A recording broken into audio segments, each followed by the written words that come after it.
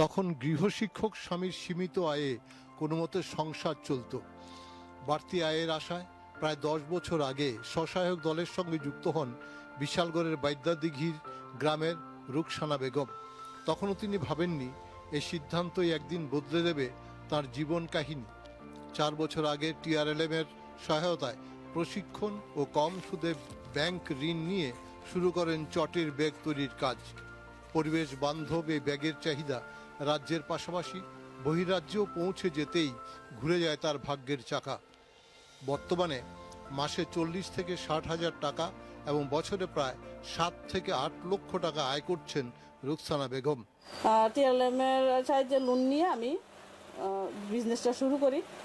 তারপর আমি ধাপে ধাপে অনেকগুলো 8-9 লাখ টাকার মতনই লোন নিছি। তো নিয়ে আমি বিজনেসটা এতটুকু অবধি আইছি। তো এখন আমি লাখপতি একজন দিদি। আমি আয় আমার মাসে 40 থেকে 60 হাজার টাকার মতন আয় আসে।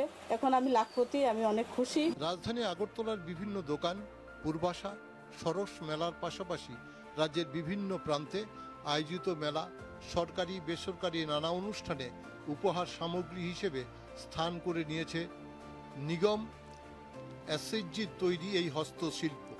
বিভিন্ন নকশা ও ব্যাগ কিনতে অনেক ক্রেতাই এখন চলে আসেন রুকসানার বাড়িতে। তার সাফল্যের অনুপ্রাণিত হয়ে এই স্বসহায়ক দলের কোহিনুর বেগম, আকলিমা বেগম, সঙ্গীতা সিনহা ও সাহেদা আক্তারের মতো অনেক মহিলাও খুঁজে পেয়েছেন বাড়তি আয়ের নতুন পথ। প্রধানমন্ত্রী লাখপতি দিদি উদ্যোগ গ্রামীণ মহিলাদের আত্মনির্ভর হয়ে ওঠার স্বপ্নকে আরও শক্তি জুগিয়েছে বলে মনে করছেন টিআরএলএম এর বিশালগড় ব্লকের কোঅর্ডিনেটর পিয়া মজুমদার।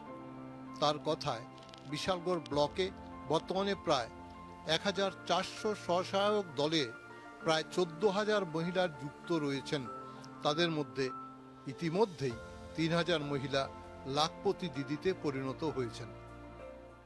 শুধু রুকসানা বা কোহিনুর রাই নয়, এই এলাকার বহু মহিলারা আজ প্রধানমন্ত্রীর আবেদনে সাড়া দিয়ে লাখপতি দিদি হওয়ার স্বপ্ন দেখছেন।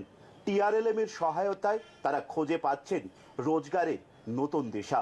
সিপাহীজলা জেলার বাইদ্যারদিঘি থেকে আমি অভিজিৎ বর্ধন, দূরদর্শন সংবাদ, ত্রিপুরা।